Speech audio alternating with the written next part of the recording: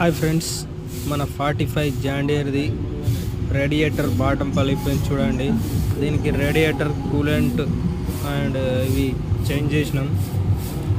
ఈ బాటమ్ మొత్తం పలిపోయింది, fan belt పోయి. ఇది ఫ్యాన్ బెల్ట్ చూడండి.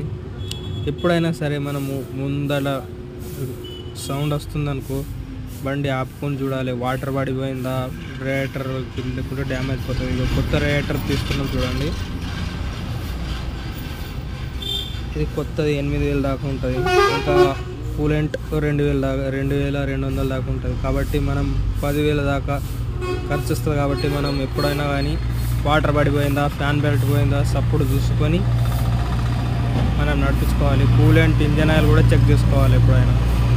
ఇది మనం కూలెంట్ చేంజ్ చేసుకోవాలంటే రేడియేటర్కి ఇది కాకు ఉంటుంది. ఇది మనకు ఇక్కడ రైట్ సైడ్లో ఇంజన్ ఆయిల్ ఫిల్టర్ దగ్గర. కాబట్టి ఎప్పుడైనా ఇది చేయాలంటే బోర్కు కూడా 14 నంబర్ బిట్ వస్తుంది. ఈ బిట్తో ఇప్పుకోవాలి. ఈ నట్ కూలెంట్ ఇప్పేసినాం చూడండి. ఇది కొత్త కూలెంట్ రేడియేటర్ మొత్తం ఫిట్ చేసేసినాం. బండి స్టార్ట్ చేసి ట్రయల్ కొట్టుడే ఉంది. అందుకోసమే మనం ఎప్పుడైనా కానీ బండి ఓనర్ కానీ డ్రైవర్ కానీ ఓనర్ కమ్ డ్రైవర్ అయినా కానీ మనం చూసుకొని నడుపుకోవాలి.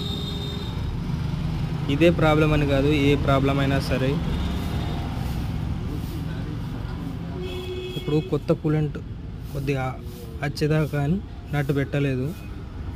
ఇప్పుడు కొత్త కూలెంట్ వచ్చిన తర్వాత బోర్ నట్ పెట్టేస్తాం. మనం ఇది బోర్ నట్ అన్నట్టు. ఇది కొత్త కూలెంట్ వస్తుంది, బోర్ నట్ పెట్టేయాలి.